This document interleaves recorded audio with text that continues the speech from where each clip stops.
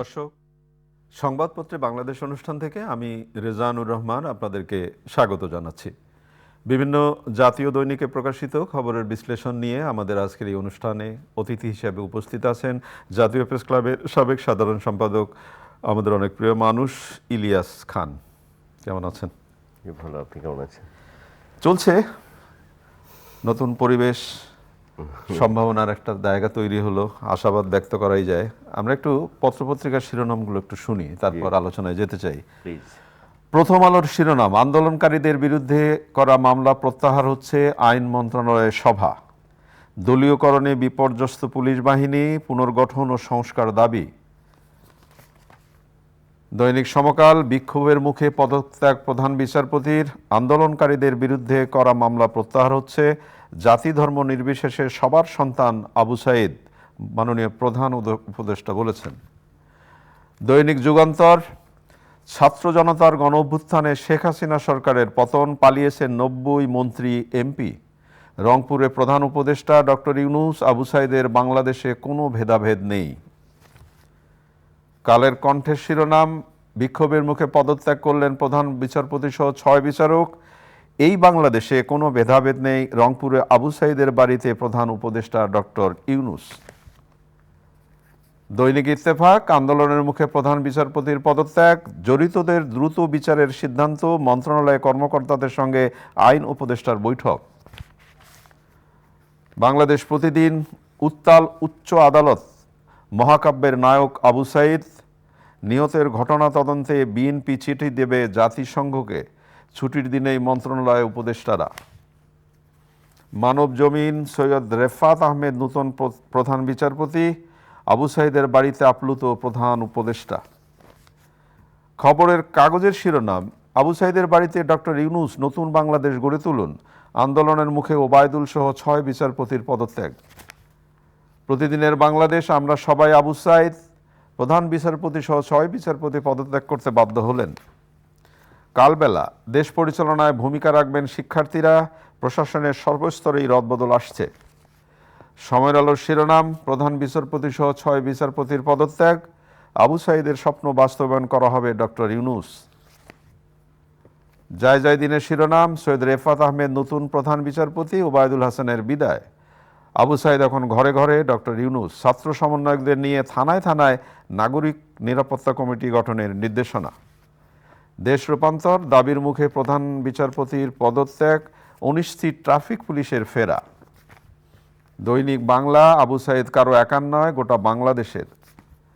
দৈনিক জনকণ্ঠ, প্রধান বিচারপতি ওবায়দুল হাসানের পদত্যাগ, বিজয় যেন ব্যর্থ না হয়, রংপুরে আবু সাঈদের বাড়িতে গিয়ে ডক্টর ইউনূস। ইলিয়াস, আপনার সেই স্লোগানটি নিশ্চয়ই মনে আছে, জাগোবাহে কণ্ঠে সবাই, নুরুল দিনের সেই সারা জাগানো উক্তি, এবং সেটাও রংপুর। জি, সেটা রংপুর। আবু সাঈদের বাড়িও রংপুর। আবু সাঈদের বাংলাদেশে কোনো ভেদাভেদ নেই, মাননীয় প্রধান উপদেষ্টা গিয়েছেন এবং বলেছেন, দেখা করেছেন বাবা মায়ের সাথে, পতাকা তুলে দিয়েছেন বাবার হাতে। না, আবু সাঈদ তো আসলে এই আন্দোলনের, যেমন ৭৯ আন্দোলনের শহীদ আসাদ, এই আন্দোলন কিন্তু আবু সাঈদ।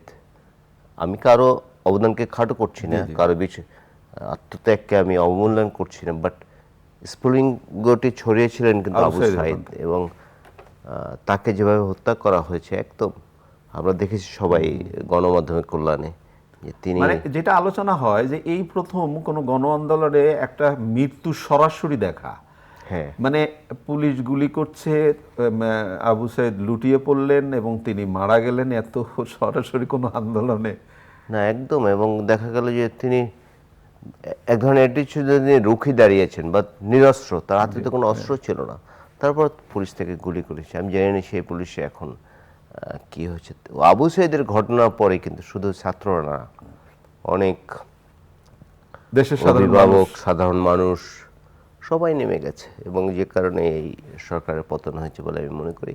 আমি প্রধান উপদেষ্টাকে, মাননীয় প্রধান উপদেষ্টাকে ধন্যবাদ জানাতে চাই যে তিনি সেখানে ছুটে গিয়েছিলেন, কারণ আমরা দেখেছি এই ঘটনা আবু সাঈদের মৃত্যুর পরে সেখানে রংপুরে আওয়ামী লীগের অফিসও পুড়িয়েছিল। স্বরাষ্ট্রমন্ত্রী সহ 2 জন মন্ত্রী গিয়েছিলেন, তারা সেই অফিস ভিজিট করেছেন, নানা কথা বলেছেন, কিন্তু আবু সাইদের পরিবার বা একটু খোঁজও নেননি। আমাদের রাজনীতি আমরা করবো, কিন্তু নিষ্ঠুরতা এত যেন না হয়, আমি সেই অনুরোধটি করতে চাই। তো আপনি যেহেতু প্রসঙ্গ তুললেন যে রাজনীতি আমরা করব, নিষ্ঠুরতা যাতে না হয়, আমি বিনীতভাবে আপনাকে একটু প্রশ্ন করতে চাই। আমরা আরও অন্য আলোচনায় যাব, কিন্তু এই সময়ে যে নিষ্ঠুরতা হচ্ছে আবার মানে কারো কারো ক্ষেত্রে, মানে বিক্ষোভ প্রতিরোধের নামে যেটা হচ্ছে, সেটাও কি কাঙ্ক্ষিত মনে হয় আপনার কাছে? বিশেষ করে সংখ্যালঘুদের বাড়িতে হামলা করা বা এই যে, এটা তো চরম দুর্ভাগ্যজনক। এবং একজন একজন সংখ্যালঘু যদি আক্রান্ত হয়, এই বিজয়ের যারা বলছে যে এটা দ্বিতীয় স্বাধীনতা বিজয়, এগুলোর কোনো দাম নেই, এগুলো কোনো মূল্য। একজন সংখ্যালঘু যদি আক্রান্ত হয়, যদি আমরা অভিযোগ পেয়েছি অনেকে হয়েছে, অনেকের উপাসনালয়ে হামলা করা হয়েছে, এটা দুর্ভাগ্যজনক। এই বাংলাদেশ আমরা চাই না। আমরা চাই একটি অসাম্প্রদায়িক বাংলাদেশ, একটি ছোট্ট দেশ, জনচাপে এমনি পিষ্ট, নানা ধর্ম বর্ণের মানুষ এখানে আছে, সবাই যাতে আমরা ভালো থাকতে পারি, পরস্পর সঙ্গে সম্প্রীতি থাকে, দিন শেষে যেন সবাই মানুষ হয়, কে কোন ধর্মের সেটি যেন পরিচয় না হয়, আগে হতে হবে মানুষ। বিক্ষোভের মুখে পদত্যাগ প্রধান বিচারপতির, পদ ছাড়লেন আরও 5 বিচারপতি, সৈয়দ রেফাত আহমেদ নতুন প্রধান বিচারপতি। প্রধান বিচারপতি তিনি তো একটি সংগঠনের প্রধান ছিলেন ছাত্র জীবনে। সবচেয়ে বিস্মিত হয়েছে, আগেও তো আমরা আপনাদের সঙ্গে যখন ঢাকা বিশ্ববিদ্যালয়ে ছিলাম তখন যে বিচার ব্যবস্থা ছিল, এই বিচারপতি হওয়ার পর তিনি দেখলাম যে ছাত্রলীগের সভাপতি এবং সেক্রেটারি তাকে ফুল দিয়ে অভিনন্দন জানাচ্ছে। এবং আমি যতদূর জানি না, যদি ভুল না করি, যে এই বিচারপতিরা কিন্তু সাধারণ মানুষের সাথে একটু কম মিশেন। মানে আমরা আগে সেটাই দেখতাম আর আমরা সেটা দেখতাম, কিন্তু এখন যেন একটু উল্টে গেছে। তো তিনি কেমন বিচারপতি ছিলেন আমি সেটি বলবো না, হোয়াট অ্যাবাউট টিমের মধ্যে যাব না। আগামী দিনে যদি এখন যিনি দায়িত্ব পেয়েছেন, বিচার ব্যবস্থা করতে মানুষের আস্থা কমেছে। মানে শ্রদ্ধার সাথেই বলি, তিনিও যদি ঠিক সেরকম হন, বা ওই যে আপনি একটু আগে বললেন কে ফুল নিয়ে দেখা করতে গেছে, বা উনি সোচ্চার হয়ে উঠলেন, সেটা তাহলে পরিবর্তনটা কি হবে? তিনি মানে শ্রদ্ধার সাথেই জিজ্ঞেস করছি। আমাদের তো শেষ আশ্রয়স্থল বিচারালয়, অবশ্যই অবশ্যই। এবং সেখানে যদি মানুষের সন্দেহ কিন্তু প্রবল আছে এখন। নিম্ন আদালত সম্পর্কে তো ন্যূনতম কোনো আস্থাই নেই। না, আমাদের আস্থা রাখতেও হবে, এখন রাখতে হবে। বাট উচ্চ আদালত সম্পর্কে যেন আমাদের অলরেডি অনেক ভাবমূর্তি ক্ষুণ্ণ হয়েছে বলে আমি মনে করি। Whether is correct or not, but অনেক সাধারণ মানুষ মনে করেন যে বিচারকরা তারা ঠিকভাবে দায়িত্ব পালন করছেন না। তা আমার পার্সোনাল অনেকে পরিচিত আছেন, তারা ছাত্র জীবনে ছাত্রলীগ করতেন, জাসদ করতেন, আমাদের খুব আপনার ঘনিষ্ঠের জন্য আমারও আছে জানি। বাট বিচার অঙ্গনে যেন এটির প্রভাব না পড়ে, এটি যেন না হয়, সেটি আমরা আশা করতে চাই। কারণ ওই যেটা আমি বললাম যে আমাদের শেষ আশ্রয়স্থল বিচারালয়। একদম। প্রথম আলোতে শিরোনাম হয়েছে দলীয়করণে বিপর্যস্ত পুলিশ বাহিনী। আমরা পুলিশ বাহিনী নিয়ে যখন কথা বলি তখন কিন্তু আমাদের একটা আস্থার জায়গা তৈরি হয় প্রথমেই, যে আমরা যখন বিপদে পড়ব, আমি বিপদে পড়েছি, আমার পাশে একজন পুলিশ আছে, আমি বিপদগ্রস্ত এবং আমি আস্থা রাখতে চাই, ইয়েস আমি সেফ। জি, তাই তো হওয়ার কথা। কিন্তু এই যে দলীয়করণে বিপর্যস্ত পুলিশ বাহিনী, 538টি থানার কার্যক্রম শুরু, তাও যে একদম পুরোতম শুরু হয়েছে তা না, হয়নি। কেন হলো? দলীয় নিয়োগের অভিযোগ আছে, আগের সরকার হয়তো কম করেছে, এই সরকার অনেক বেশি করেছে। এবং করেছে, আমরা যে দেখেছি বিভিন্ন জায়গায় এসপি সাহেব, ওসি সাহেব নৌকার পক্ষে ভোট চাচ্ছেন সরাসরি, তাদের কোনো শাস্তিও হচ্ছে না। এটি এতটা এতটা কি বলে দলকান হওয়া ঠিক নেই আমি মনে করি, বা হওয়া উচিত না।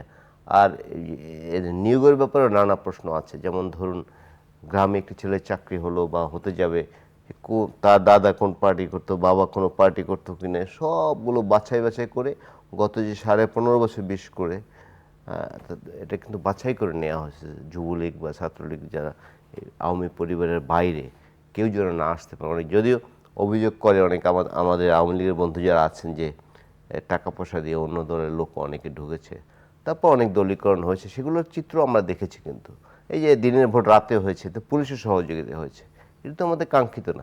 দেশে যদি একটি সুষ্ঠু গণতান্ত্রিক পরিবেশ থাকতো, তাহলে কিন্তু আজকে যিনি সাবেক প্রধানমন্ত্রী শেখ হাসিনা, তাকে ওইভাবে দেশ থেকে চলে যেতে হতো না। এবং this the first time Bangladesh, কিন্তু আপনি অনেক আন্দোলন, 90 আন্দোলনে একজন ছিলেন, আমরাও ছিলাম, তারপরে আগে যে এরপরে 96, 2006 আন্দোলন হচ্ছে, কোন সরকার প্রধান কিন্তু পালিয়ে যাননি, বাট তিনি কিন্তু পালিয়ে যেতে বাধ্য হয়েছেন।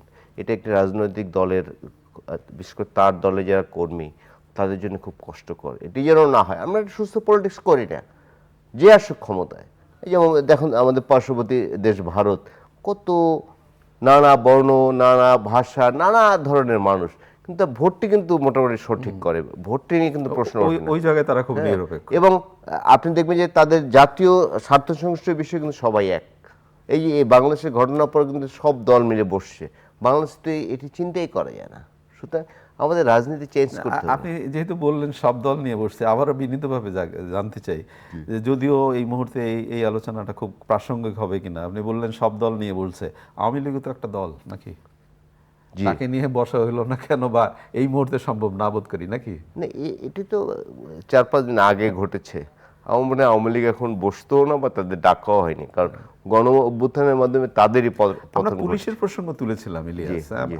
আপনি আমরা দুজনেই সাংবাদিকতা বিভাগের ছাত্র, এবং একই সাথে আমাদের সাংবাদিকদের জীবনের একদম চড়াই উতরাই এগুলো দেখা। এই যে বললেন যে পুলিশ নির্দিষ্ট কোনো দলের ব্যাপারে ভোট চাইতে বলেছে, অমুক বলেছে, আমরা কি ভবিষ্যতে আবার এরকম কোনো পরিবেশ দেখব? ভবিষ্যতে এরকম হয় পরিণতি হবে। হবে? আওয়ামী লীগ অনেক সাধারণ মানুষ মনে করেছে তার অত্যাচারী করেছে অনেক জায়গায়, যেমন পুলিশের আস্থা মানুষের জিরোতে চলে গেছে। বাট পুলিশ ছাড়া কিন্তু 1 সেকেন্ড দেশ চলবে না, এটা প্রমাণিত হয়েছে। এই যে বিভিন্ন জায়গায় ডাকাতি হচ্ছে, এটা কিন্তু পুলিশ না থাকার কারণে কিন্তু সাহস পাচ্ছে। তো যেটি আমি বললাম, একটু আগে বললাম না আমি, যে পুলিশ আমাদের আস্থার প্রতীক, এবং পুলিশ থাকলে আমি নিরাপদ বোধ করি। এবং এবারের অভ্যুত্থানের মধ্যে দিয়ে বাংলাদেশের রাজনীতি চেঞ্জ হবে বলে আমি আশা করি। এবং কারণ আপনি যেটা চেঞ্জের কথা বললেন, আমরা এই অনুষ্ঠানে আমি আমার প্রিয় অতিথিদেরকে প্রায় একটা কথা জিজ্ঞেস করি। আমরা বোধ হয় অভিভাবকরা একটা ভুল করি, যে জেনারেশন যেটা, জি, এই যে জেনারেশন একটা আন্দোলন করলো এবং একটা পরিবর্তন আনলো, আপনি নিশ্চয়ই খেয়াল করবেন যদি ঢাকা শহরে যান, দেখবেন যে তারা এর আগে যে ক্ষতিগ্রস্ত জায়গাগুলো সংস্কার করছে, দেওয়ালের পরিষ্কার করছে, তারা নিজেরা ট্রাফিক পুলিশের দায়িত্ব পালন করছে, তারা বাজার মনিটর করছে। এই জায়গায় তো আমি মানতেছি, আমি ওই কোমলমতি ছাত্রছাত্রী যদি বাড়ির কথা দেখি, বাড়িতে অভিভাবক বাবা মা, কিন্তু আজকে সড়কে অভিভাবক আমার ছেলেমেয়েরা হয়ে গেছে। এই যে তারা একটা আমাকে শিক্ষা দিচ্ছে, এই শিক্ষাটিকে আদৌ আমি নিচ্ছি? নেওয়া উচিত বলে আমি মনে করি। ভালো শিক্ষা দিচ্ছে তারা। এই যে ছাত্র আজকে, আমার খুব ভালো লাগছে যে আমরা কিন্তু বিদেশে গেলে একটা ময়লা রাস্তায় না, ফেলি না। ঢাকায় কিন্তু, এবং বিদেশে গেলে ময়লা কোথায় ফেলবো আমরা নিজেরাও একটু চিন্তা করি যে কোথায় ফেলবো। আর ঢাকায় সবচেয়ে শিক্ষিত লোকটি বাচ্চাকে বলে গাড়ির মধ্যে ময়লা ফেলো না, বাইরে ফেলে দাও। তো এই সংস্কৃতি চেঞ্জ হওয়া উচিত। আমাদের অনেক লিমিটেশনস আছে আসলে, এগুলো ঠিক করতে হবে। এগুলো ঠিক না করলে, যেমন আমরা কেউ আইন মানতে চাই, নোবডি। যেমন আমি সাংবাদিক, এই আপনার অনুষ্ঠানে আসবো, আমি চেয়েছি একটু দেরি হয়ে গেছে, যে আমি একটু উল্টো পথ দিয়ে যাই, এরকম হওয়া উচিত না। সবার এই মানে একটু সুযোগ পেলেই হয় আর কি। না, এটা যেমন আপনি যেটা বললেন সেটা আমি, এই যে আমাদের অফিসের সামনেই রাস্তার দুই পাশে অবৈধভাবে গাড়ি দাঁড় করিয়ে রাখা হয়, এই যে ট্রান্সপোর্টগুলো। জি। তো গতকাল যেমন দেখলাম, ছাত্ররা যখন ছিল, শিক্ষার্থীরা যখন দেখছে, তখন কিন্তু গাড়িগুলো নাই। যখনই দেখা গেল ওরা নাই, আবার এসে দাঁড়িয়ে গেল। তাহলে কি আমি আমার লেখাপড়া সবকিছু ছেড়ে আমি কিন্তু বসে থাকবো ওদের জন্য? জাপান কোরিয়া কিছু সিস্টেম আছে যে ছাত্ররা বা ভলান্টিয়ার বিভিন্ন এই ধরনের এই যে দায়িত্ব পালন করে দায়িত্ব পালন করে ফুল টাইম না, একটা সার্টেন পার্ট টাইম দায়িত্ব পালন করে। এই ট্রাফিক ব্যবস্থা, তারপরে ময়লা আবর্জনা পরিষ্কার করে, নানা কিছু করে।